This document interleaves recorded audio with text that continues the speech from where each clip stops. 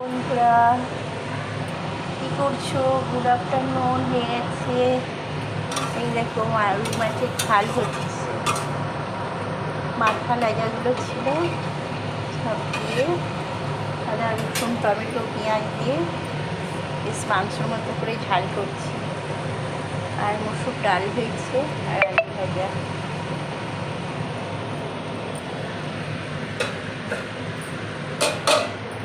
সিম আলু বেগুনের তরকারি, ডাল, সিম আলু বেগুনের তরকারি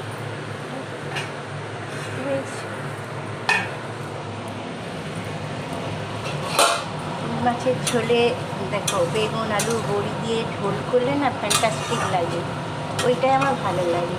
আর নাহলে গায়ে লাগা লাগা সর্ষে বাটা, বেশ আদা বাটা সর্ষে হবে। সর্ষেটা মিহি করে বাটলে হবে না, আদা আদা সর্ষেটাকে বেটে আর টমেটো কাঁচা লঙ্কা আর কালো জিরের ফোড়ন দিয়ে সেটাও খেতে ভালো লাগে। রুই মাছের টকটাও ভালো লাগে। পাকা তেঁতুল নিয়ে এলে সব মাছেরই টক, চুনো মাছ, রুই মাছ, কাতলা মাছ, পোনা মাছ, ইলিশ মাছ, সব মাছের টক সুন্দর করে করলে যা ফ্যান্টাস্টিক লাগে খেতে গো।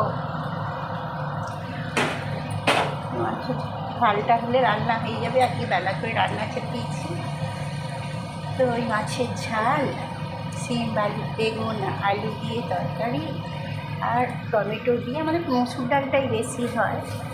টমেটো কাঁচা লঙ্কা পেঁয়াজ ফোড়ন দিয়ে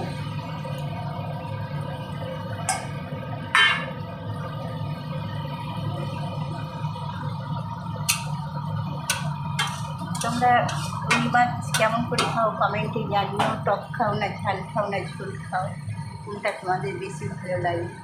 সব রকমই তো করা যায়, পাল্টে পাল্টে করি। কখনো ঝোল, কখনো ঝাল, কখনো টক।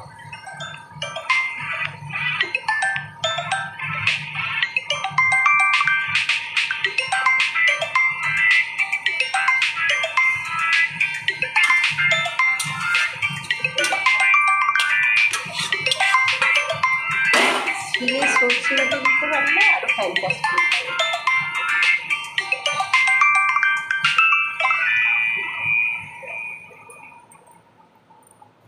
সর্ষে গুঁড়ো দিই, সর্ষে গুঁড়ো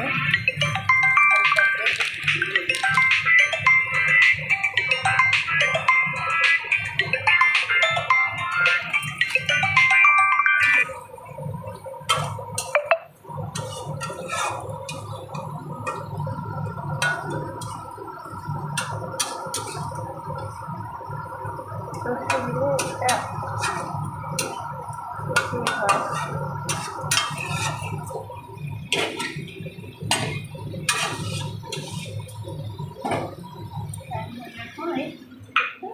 ভাজা ঝাল আর মাছ, এই তো রান্না। বেশি কিছু মেনু আয়োজন তো হয় না।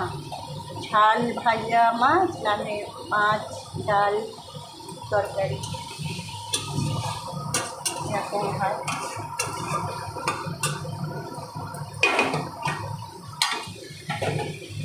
তোমরা কেমন করে রুই মাছ খাও কমেন্টে জানিও।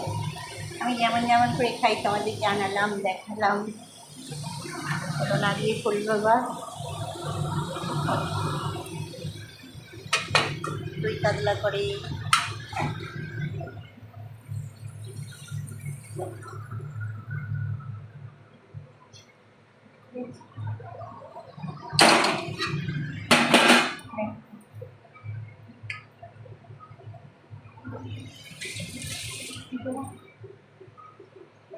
কেমন লাগছে রুই মাছের ডাল।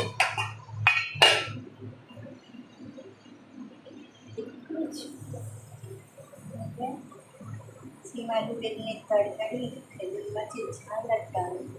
আজকে রূপা রান্নাঘরে এই মেনু।